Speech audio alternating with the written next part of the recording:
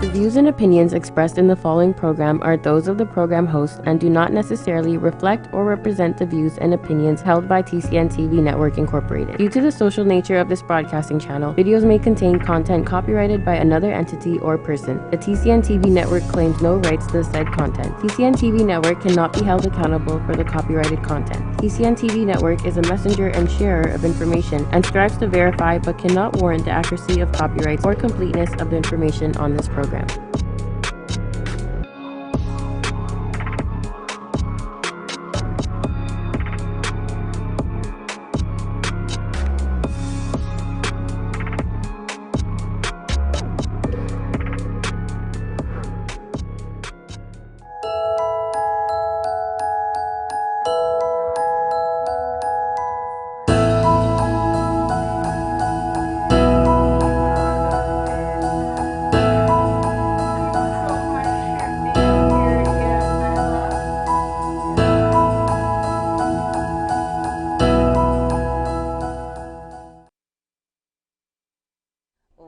Welcome to this edition of What Matters. You are here with me, Erica E.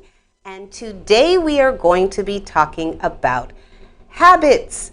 What are habits? How are they formed? How do we get new ones? We'll also be discussing routines and rituals. What's the difference and how can we form them? So first off, I want to start off by saying Happy New Year. It is the school new year. And to me, it's like New Year's is starting. So Happy New Year to all the students, all the teachers, all the parents that are sending everybody off. Here in Canada, it's fall, so to me, it's like the year is over. So not only is it Happy New School Year, it's like a Happy New Year. All the kiddies are going off from elementary to, there you go, she's so cute, from elementary school. You got your college and university students, and I wanted to wish you all the very, very best in this coming school year. So I wanted to really give a shout out to two of the other hosts here at TCN Network. Dave Rankin and Simone Jennifer Smith did an amazing show. It was last week's Here to Help, and it was, the title is No Cell Phones. So that's what you'll see when you scroll through our page. It says No Cell Phones, and it's a lot of information on the new things that are happening for this school year. So here in Ontario, there have been a lot of changes. They talk about testing. They talk about some new rules. So you should definitely check that out. If you're a parent, teacher, student, you have any interest in the schooling system, check out that episode of Here to Help with Simone Jennifer Smith and David Rankin. So I really had to give them a shout out. I watched it and I had to take notes. And actually, they inspired me with the beginning of this show. So as I said, it's a new school year. Fall is coming. It's like winter. So to me, the year is done. But for many, it's just beginning. But as you know, we're headed into 2020. This is the load up. New Year's doesn't start right now, and that's why I decided to take this show and talk about new habits. So one of the things that we want to do before we head into that is we want to help our students. The parents want to help, mentors want to help, teachers want to help. So how do we help our students be the very, very best they can be? And the next slide that's coming up are just a few suggestions on how to really help your kids during this school year. So if you pull the next one up with, I believe it was like how we can help, it's a little colorful one. If it's right at my numbers. No, it's not there. Okay, so what we'll have to get back to that. We will find that. I guess it wasn't where I thought it was. Yeah, you're right, it's not there. So the next, so where we're going to go from here is, so like I said, I guess I misplaced that slide, but we're now going to talk about what percentage of your actions are conscious. So I really wish, it's a little bit too early for a commercial break, but if you were to guess how much of your actions that you do day to day in your regular life are conscious decisions, what percentage of that would you think it is? Now, I think most of us would say, well, you know, I think about, you know, most of the things that I do. Wrong. 40% of your actions are not conscious decisions, but they're habits. They are your habits. They're what you do without thinking. And what we're going to work on today is getting rid of Bad habits. We are going to work on getting rid of some of our bad habits, getting to some good habits, and what is the methods that are used. Now, one of the things that we need to know about bad habits are you cannot just slap a good habit on top of it without getting rid of the bad habit underneath it. So that's one of the things that we're going to talk about today, how to get rid of some of our bad habits. So a habit is something that we do. Oh, look, I found it. It's like maybe 1, 2, 3 slides over. It's how I can help my child succeed. So guys, this is my fault, the unsmoothness of it. I thought I put all the slides in order, but I didn't. So we're going to talk about getting rid of our bad habits. So as we go from 2019 into 2020, like I said, it's a new year, new school year. We're sliding over, it's loading up. What are we going to do to get rid of our bad habits? So people don't decide their futures. They decide their habits, and then their habits decide their futures. That's really how it works. It's all of our little micro decisions, the little things that we do every day that are going to decide our futures. And it starts with habits. So we've already discovered that habits are the things that we do without thinking. There are unconscious decisions. They're the things that we just do en route. And what you want is the things that you do without thinking to be positive things, things that will build you up, things that will make your life better. So how do we do that? Now, we are what we repeatedly do. We are a sum of our actions. And later on in the show, I am going to talk a bit about routine. And there is a school of thought that says routine is the thing that will keep you stuck. And then there's a school of thought that says routine is the thing that will set you free. And I will present the argument that the latter is true, that routine is the thing that will set you free. The trick is to tweak your routine. So I asked some of my Facebook friends, what are your bad habits? What are your good habits? One of the things I found really interesting was that working hard was listed as a good habit and a bad habit. So I think some people are aware that maybe they work a bit too much, a bit too steadily, and they listed that as their bad habit. Overthinking was another common answer. I overthink. So we had some really interesting answers. And what I found interesting too was when I asked people about bad habits, a lot of them answered with their thoughts. And that is part of a bad habit cycle that we go through, and we'll go through that a little bit later in the show. So what do we do when it's New Year's? As I said, it's a happy new school year. It's, for me, I consider it almost a new year. So what do people do when New Year's comes along? They make resolutions. Now, what are some of our top resolutions? Yeah, you're right. These pictures are very skewed. We're going to find a way to make this right. This was supposed to be so smooth, guys. I sat here, I planned it out for 2 days, and then it didn't load the way that I thought it would be. But we make New Year's resolutions. So one of the things that people do is at the beginning of the year, they say, okay, I'm going to do this, I'm going to do that differently, this, and that. But what ends up happening is we often fail in our resolutions. So what are the top reasons that people fail, that New Year's resolutions fail? The top 10 reasons. The number one reason up there, you've got it, is not enough willpower, followed by lack of a plan, time management, lack of support, goals weren't well defined, and we tried to make too drastic of a change in too short of a time. And there are others, but the number one reason is willpower. And what I'm here today to tell you is willpower is a muscle. It is not a skill. So willpower is a muscle that we all have. Some of our muscles are very weak, some of our muscles are very strong, but willpower is not a skill. So you don't have to worry about not being skilled in willpower. What willpower actually is, it's a muscle. And the more that you use it, is the stronger it becomes. Think of it as your willpower is like your fuel. Everybody has a certain amount. And the more you drain that tank, is the bigger the tank becomes. So every time you push yourself further, you exercise your willpower, it becomes stronger. So one of the things we're going to talk about today is how to build that up and how to make your willpower work for you. Lack of a plan. That's another thing we're going to talk about. And in terms of habit forming, not having a plan is what really knocks a lot of people off their resolutions, off of their course. So my suggestion is this, and has always been this: don't make resolutions. Forget resolutions. What we're going to do is we're going to work on the core, the base, changing the habits. Because once you change the habit, the actions change.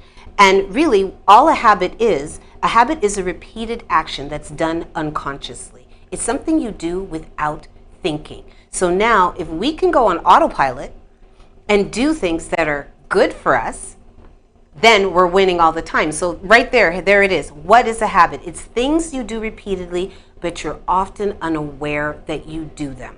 So we're going to take this automatic pilot that we go on, and we're going to figure out how to redirect ourselves so that our unconscious actions, the things that we do, automatically suit us, and they bring us to our purpose and keep us on our path. So when we come back from this break, we're going to delve into a little bit more into habits, and then what's the difference between your habits and your routine. We'll be right back after this break. At Benjamin Law, we understand the real cost of personal injuries. As the victim of an accident, you may be the one who's physically hurt, but your main concern is that your family are the ones who will pay the price. Benjamin Law will be there for you, helping, supporting, and working tirelessly to resolve your personal injury case. Call 1-855-899-4878 or visit benjaminlaw.ca and let our family of lawyers help your family. Are you retiring smart? Make your home's equity work for you. With your home's equity and our 30 years of experience, the Retire Smart Properties team can help you achieve the quality of life you've always wanted. Our services are 360 degrees. We'll give you advice, take care of staging and selling, and help you find the perfect home and community to transition to. It's time to enjoy the retirement lifestyle you deserve. Visit our website today to learn how you can use your home to retire comfortably. The Retire Smart Properties team, powered by RE/MAX West.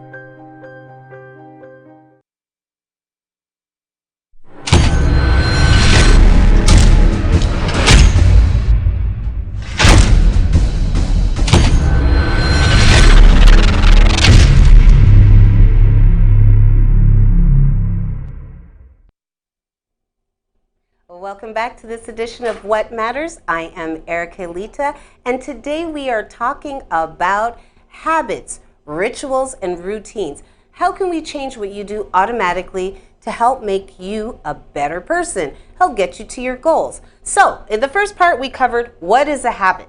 A habit is an action that is done without thinking. It is when you're on autopilot. You do it repeatedly, and you're often unaware that you do them. And you will be amazed at many habits you have that completely change your life, and they change your direction every day. So, going from habits.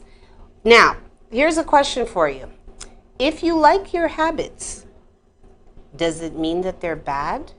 Like your bad habits, if you like them, are they still bad? Yes. If they take you away from where you want to go and what you want to do, they are not good habits. So even if you like your bad habits, you may want to work on giving them up. So let's take you from your old habits to your new habits and to your new path. So let's start at the beginning. How are habits formed? So if you see the slide, it's number 22. 4 steps to build a habit. Here we go. So there are 4 components, 4 things to habit building. The first one is the cue. So the cue is the thing in your environment, the thing that makes you feel that you must perform this action. So it's a piece of information that suggests there's an award to be found. And I'll explain this more. So first there's the cue. You see the cue, and then you get the craving. So it might be that your boss really upsets you. He's the cue. The craving becomes a glass of wine. So it's the anticipation of a positive reward at the avoidance of negative rewards. So you have the cue. There's something in your environment that triggers you to crave something, to either avoid something or to actually get a reward. Then the next thing we do is we respond. And that's where the habits were formed. So you have your cue. And I'll explain what the make it obvious means in a minute. You're craving what you feel that you need to either avoid it or to be rewarded, and then your response. And your response is the actual habit, drinking the wine. It's the behavior. And then you've got your reward, which is either the avoidance, it's a positive reward after it, or it's the positive reward of avoiding whatever these things were. So back to the little circular chart where you have the craving and the obvious. So how are you going to change this? This is how you make the change. Cue, make it obvious. The cue is visible. So whatever it is that cues you for the craving, it has to be very obvious. And I'm going to explain this in a little bit. Make it attractive. Your brain has to want the reward. Make it easy. It has to, you don't want to, when you're trying to form a new habit, it can't be a pill. It has to be easy or you're not going to stick with it. And make it satisfying. The behavior is rewarded. So here's a perfect example of cue, craving, response, reward, and making it obvious. You want to go to the gym. How many of us say, okay, this year I want to lose weight, I want to lose 15 pounds, and I'm going to go to the gym often? Well, 90% of people never go through this. Why? They don't change a base habit. Now, what you've got to do is you've got to attach new habits to old habits. If you have something you do all the time, if you can attach your new habit, your new desired action to it, you'll have a lot more success. So for example, you want to start working out. You're going to work out after work. So the cue would be coming home from work. You come home from work every day. It's always there. It's obvious. You're home. Now, what's the craving going to be? The craving is going to be the anticipation or the avoidance. So you know, okay, I'm home. Now I'm going to go work out. What are you going to do to make it easy for yourself? You're going to put your workout clothes right by the door. So when you come in, you could put them on and go right out the door. You're making it easy. And that's going to be your response. You're going to have your cue, which is coming home. You're going to make it attractive, which is making it easy. Your clothes are right there. Your water bottle's there. Everything's there. It's good to go. You're out the door.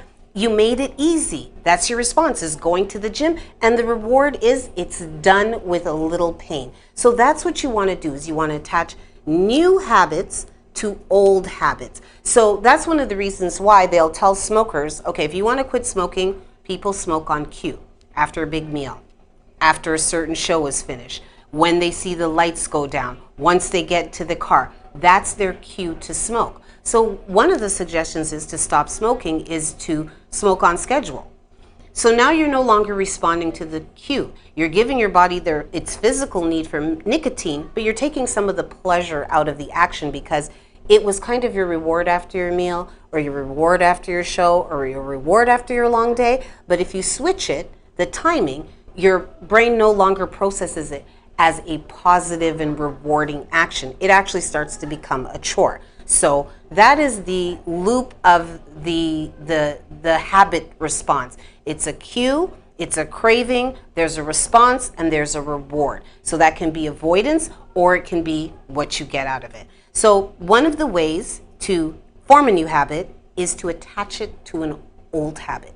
And it has to be something in your environment that's always there. So you can't kind of create an artificial happening. It has to be something that you wake up, you have your clothes out to go to the gym, or you always smoke after the show, so now you have a timer on your phone that tells you every 4 hours you get a cigarette. And that's how you kind of switch that up.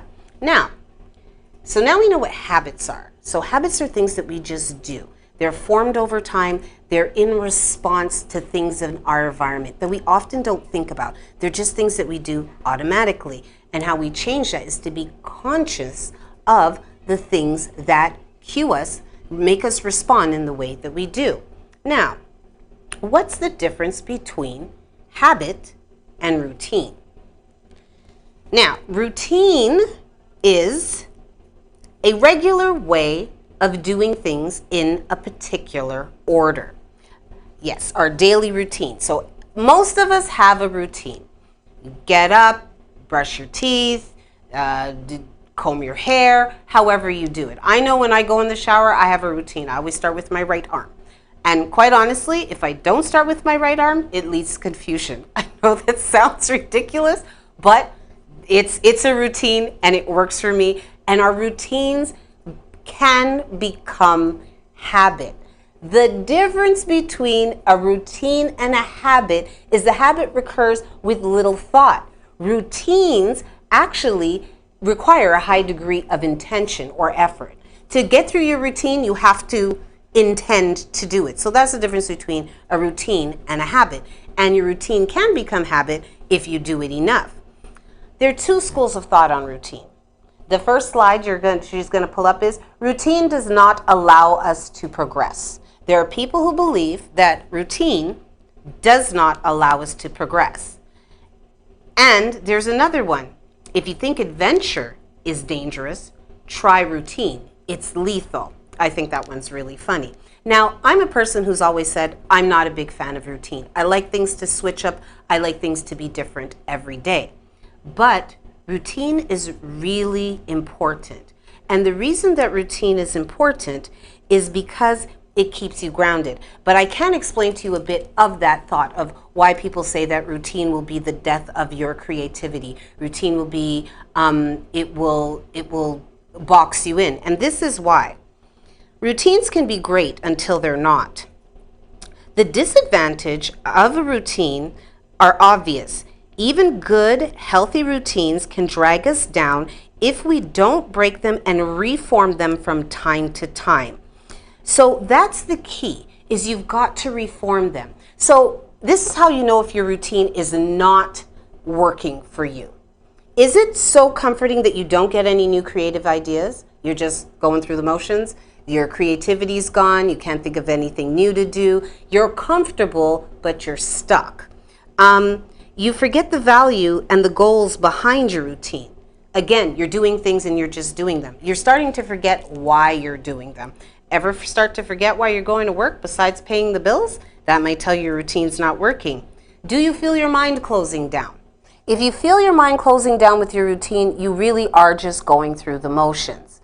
And you realize you've lost the balance between work, relationships, and play. Again, you get up, you brush your teeth, you eat your breakfast, you go to the office, you have your lunch at this time, you come back, but you're not being creative anymore. You're no longer balancing your relationships. You're very much sticking to your routine. So you've got to reevaluate your routines on a regular basis. They keep us sane, but we've got to reevaluate them. So I see I'm running out of time. So when we come back from this break, let's talk about the positive aspects of routines and why it is important. So yes, it can kill your creativity. It can put you in a rut if you don't switch it up. But when we come back from the break, I will tell you why it is essential to keep a routine in your life. We'll be back after this break. My name is Trish Curling, and I am an online coach, personal trainer, and yoga teacher, and your new host of Shaping Life, which is all about understanding that we have the ability and the control to take charge of our health and wellness.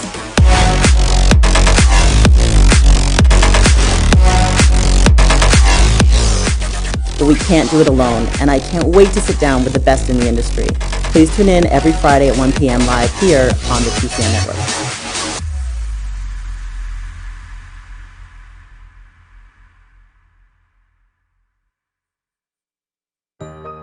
Are you retiring smart?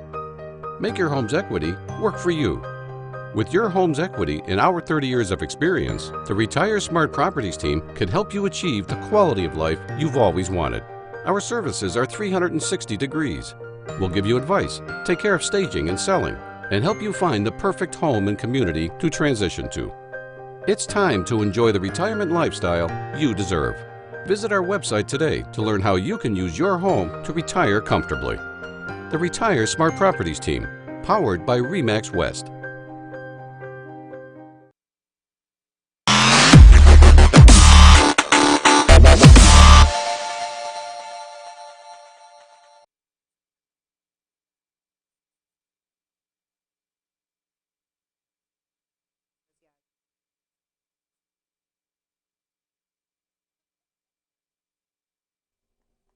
The success is in your routine. This is the other school of thought. Your success is found in your routine. And you see, myself and the producer aren't exactly on the same page with the slides, but the next one says, you will never change your life until you change something you do daily. The secret of your success is found in your daily routine. So that is very different from what I just said. Before the break, you had, routine is the death of creativity. Routine, will crush you. And now we have people saying, you know what, routine is really important. And without routine, this is where you find your strength. And it's the truth. What you do on a regular basis really decides the big moments. And here is why routine is important. It frees your creativity by putting some daily tasks on autopilot. And that's where the habits come in. When you have good habits that help you, they go on autopilot. You no longer think about them. And that helps free up your creativity because you're brushing your teeth, you're doing all the essential things you need to do, and you're not thinking about it. It protects you from more self-destructive impulses. You have a routine, you stick to it. It might stop you from doing some things that aren't so great for you. It brings order and predictability to your life. Even someone like me who loves adventure, we all crave some type of order and a bit of predictability that we know that things are safe and okay. It promotes health. Going to sleep and waking up at the same time is good for you. It really is. Exercising at the same time, eating good food. So these are good things. And if you have a great routine, you'll have some relaxation. So look for the magic in your daily routine and switch it up. If you are becoming dull, if you are becoming boring, if you are boring yourself, please switch it up and do something different with your routine. But routines keep us sane, they keep us grounded, they keep us healthy, and they can add to our creativity by freeing up our mind from thinking consciously of all the little things that we have to do. So from habit and routine, so habit's something you do without thinking. Routine is something that you do much more purposely, on purpose, a regular set of actions every day. And then we have rituals.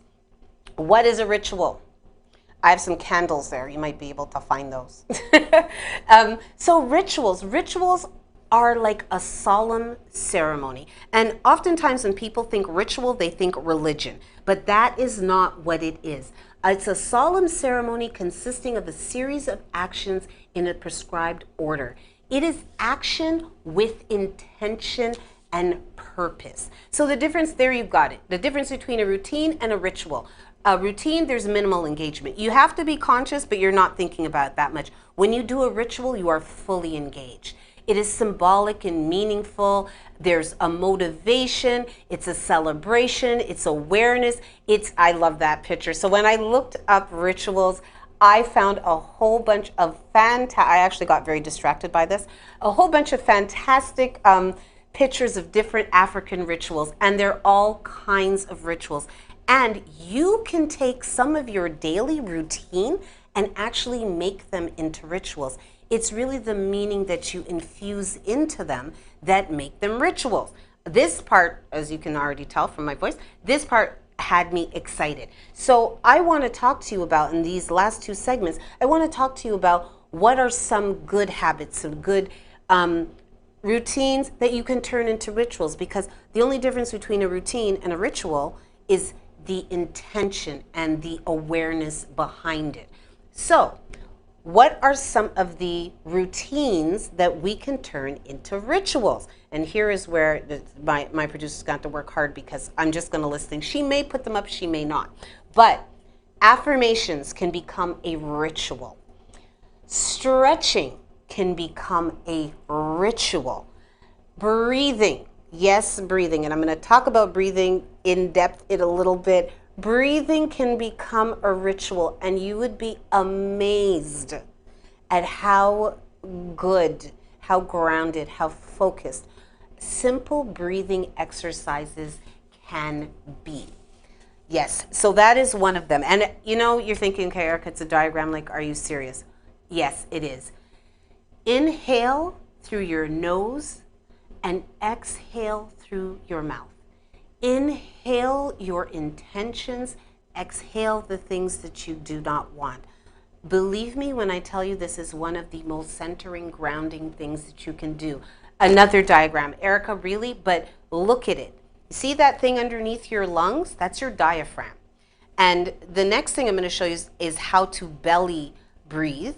And what you're going to do is you're going to put your hand over your belly and the other one over your chest. And in that last diagram, what you saw was the diaphragm. And when you breathe in, that should go all the way up. And then when you breathe out, it goes all the way down. And when you meditate, you focus on your breathing. And I'm going to talk about that in a minute. So the rituals that you can perform are often things that are part of your routine, but is the intention that you infuse into them. So that is one of the habits that you need to get into, is setting your intentions. So what do you do every morning when you wake up? How do you start your day? What are setting intentions? What are intentions? People sometimes think that intentions are why you do something. It's not. Intentions is a bit bigger than the immediate why. It's the grand purpose. So if your intention in this world is to help people, is to heal them, you'll perform a series of smaller actions to work towards that intention, but the big picture is to help. So it's the thing you plan to do or achieve, the big thing. It's not just all the little steps in between. So every day you set your intention. Your intention may be to be free. Your intention may be to help.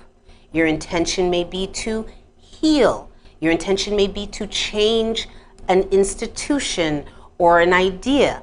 But every day you start out with the big intention, and that helps you focus all the little actions. So how to focus your intention, I like this. Write it down. Have you noticed that they keep talking about writing things down? And I'm going to talk about lists in a second. Write it down in present tense language. So not I will, I am. What you're doing now. And I am changing the world. Not I will change the world. I am changing the world. Connect to how it makes you feel. Create an image in your head. This is really, when you're setting your intention, it's visual. You can breathe it. You can feel it. Look for thoughts, feelings, and experience that support your intention. So when you go, your intention is to help people in the world. When you now get back feedback that you've helped someone, look for those feelings, the experiences. Spend each day focusing on your intention. Super important. Sometimes when we feel we're falling short, it's really hard, but focus on your intention. And when you get off track, refocus on your intention. I'm going to show you how to refocus in a second. So setting your intention every single morning is really, really, really important. How do we set intentions? Okay, when you wake up in the morning, here's my suggestion. I've got two things. Selena, I'm going for the water and the stretching. One of my now absolute, let's see, is this a habit, a routine? It's not a ritual because I don't feel that it's infused with all this meaning, but it's actually a need now almost. I drink hot water every single morning, even in the summertime. A hot, steaming cup of water. It actually is hot as I can stand, and I do it every morning. And it is something that I started about 3 years ago. I tried it out, and it made me feel so good. I actually felt the change in my body and how my food was being processed. And you can find a million reasons online. Some people say lemon water. I found that it was too acidic for me, but it starts up your metabolism. It helps clean your colon. It gets your cells moving. There's all kinds of benefits and advantages to drinking warm water. You don't have to be like me and make it super hot, but warm water every morning. So that is actually a big part of my routine. New part of my routine that I'm really loving, stretching. Every morning, getting up and doing a really good stretch. Stretching your body. And you know what? Here you've got pictures. These are yoga poses. I actually know some of them. But a really good stretch, a simple stretch, even putting your hands, like she's doing, above your head in the morning, it connects you with your physical self. It connects you with your body. It gets out all the kinks and the tightness from the day. So stretching, and you can be very, very ritualistic about it. You can take your stretching routine and turn it into a ritual. You can make it mean, you can infuse it with meaning. You can be giving gratitude and thanks for your health and your body and your environment. So stretching is one of those things that could be a routine, but you can turn it into a ritual. So when we come back, I'm going to go through some of the other things that you can do every day to add to your routine to make positive habits that can change your life. We'll be right back after this break. With so many newspapers within the community, it's sometimes hard to tell what separates us from the rest. Most of the time, they all brag about the same thing. You know, the large circulations, tons of online views, and it can go on and on. But what really separates the Toronto Caribbean newspaper apart from everybody else? Well, it's simple. Our service. No, seriously. Hi, I'm Grant Browning, founder and CEO of the Toronto Caribbean newspaper. I have over 20 years of branding and marketing experience, and I've worked with countless companies and corporations to do one thing, and that is to raise their profits with their brand. With over 40 years of combined experience in branding and marketing, our amazing staff is fully prepared to sit down and figure out exactly what you need to stand out from your competitors. The reason why you don't see that anymore is because the ad is too powerful, bring too much people. So what are you waiting for? Give us a call today. We'll be happy to help. Are you retiring smart? Make your home's equity work for you. With your home's equity in our 30 years of experience, the Retire Smart Properties team can help you achieve the quality of life you've always wanted. Our services are 360 degrees. We'll give you advice, take care of staging and selling, and help you find the perfect home and community to transition to. It's time to enjoy the retirement lifestyle you deserve. Visit our website today to learn how you can use your home to retire comfortably. The Retire Smart Properties team, powered by RE/MAX West.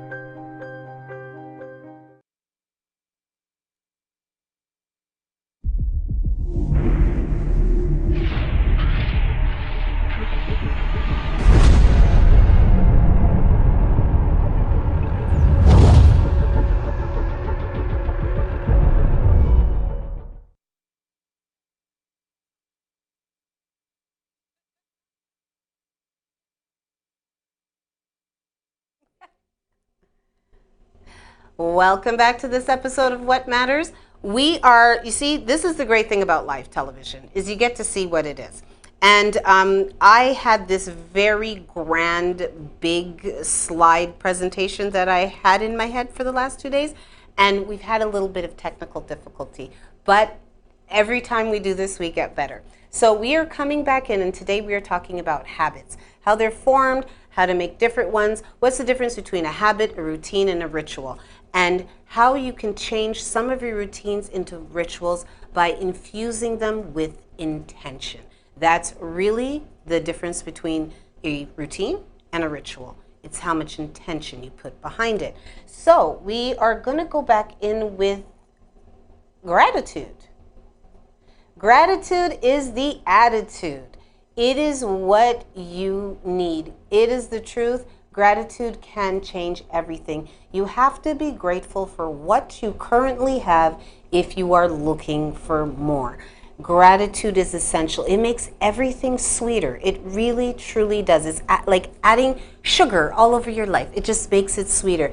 You give thanks, you're grateful, you have a positive attitude, you're optimistic because you are taking stock of what you actually have. So giving thanks, showing appreciation, being positive really changes everything.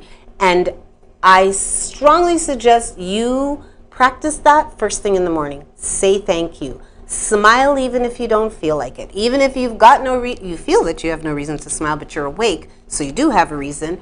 Smile and give thanks that you're there And try to keep those very first waking thoughts positive when you get up. Next up is affirmations. Affirmations. I'm very big on affirmations. Now, I am. Affirmations begin with I am. And here we've got intelligent, beautiful, achieving, creating, all of those things. Your affirmations usually start with I am. Another extremely important thing about affirmations is they must be given in the positive. You cannot affirm the negative. I am enough. I'm smart. I attract positivity. What's interesting about the slide on the screen is that that was categorized under affirmations for women. And I do not see one thing there that would not be an affirmation for a man. So I think it's very interesting that that's how it was categorized. So you have affirmations. Now, one of the criticisms that I found online about affirmations was that you can't just say things and think that it's going to work. Well, of course not. The affirmation has to be instilled. It has to become an actual belief.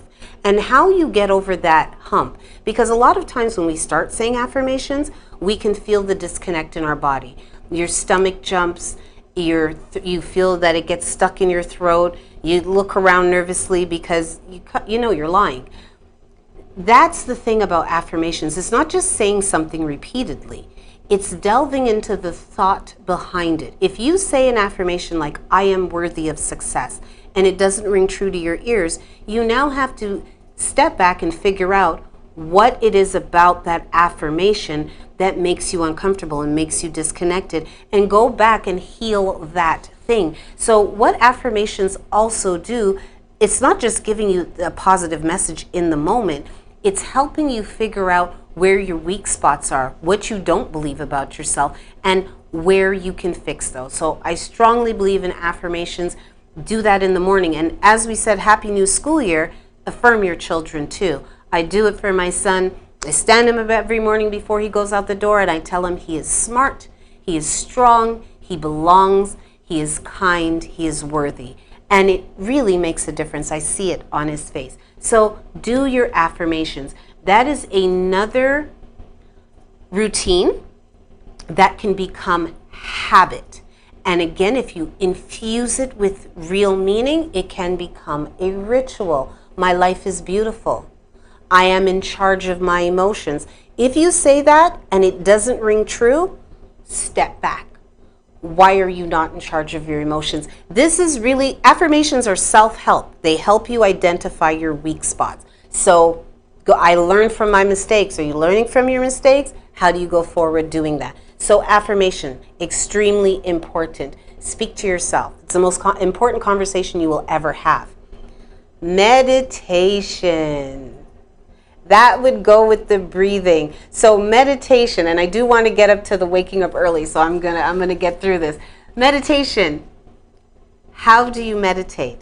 Are you like me and have told people for years, I can't meditate, my head is too noisy? You've got monkey brain. This is what you've got. You've got monkey brain. And what monkey brain is, it's the endless, incessant chattering that goes on in your mind. And what meditation is, it's to silence that. And a lot of times when you meditate, you concentrate on your breathing because it is a cue, it is something that is always there and you have to do all the time. It's actually quite smart to attach meditation to breathing. So, are you now saying to me, but Erica, I can't meditate. My monkey brain is very loud and it chatters and it goes on and I cannot do it. Meditation pulls you out of that, what is it? Your habitual thoughts, that unconscious, automatic pattern of thoughts that just chatters on. What am I going to eat? Should I go out on my next vacation? Have you ever tried to meditate and all of a sudden dinner plans and what so-and-so said? And what did they mean by that? All of that starts flowing through your mind. What meditation does is it gives your monkey brain something to do, which is focus on your breathing.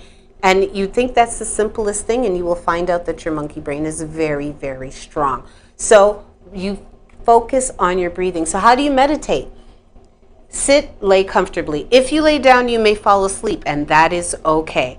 So sit down or lay down comfortably And breathe in and breathe out. In through the nose, out through the mouth, whatever it is that you have to do. You could do it with clenching, relaxing and tensing muscles, but breathe.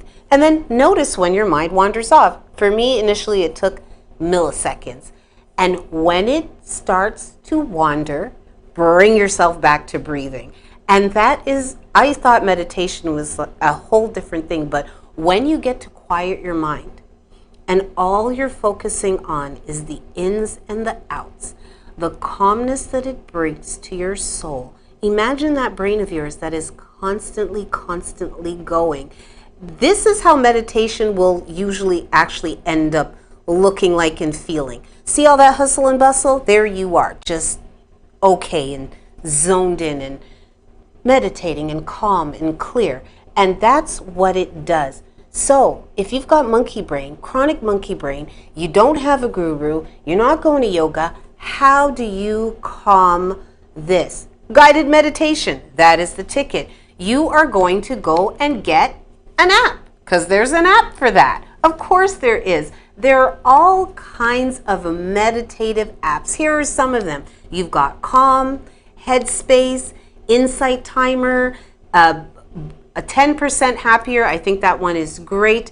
There's an mindfulness app. So there are all kinds of different apps, and yes, most of them are free, that you can use to help guide your meditation. So it will tell you the words, it will give you words to focus on while you focus on your breathing. And then after a while, like with, tricycle, the training wheels, you get to take them off and you can go on your own. So something that I really strongly suggest that you try is meditation. And to wrap this all up, what are you going to do? How are you going to do all this? I'm talking about stretching and drinking hot water and meditating and reflecting and affirming. And Erica, I only have so much time in the day. Yes, you do, but you know what you can do? And a great habit to form? You're not going to like what I'm about to say. Get up at 5:30. Yes, sir. Every day, get up at 5:30. And I thought this was the most garbage suggestion ever. And I've thought so for decades until I did it myself. I believed that I was not a morning person. I believed that 5:30 would ruin my life. That is how I felt. And that's not even 5:30, that's 6 o'clock.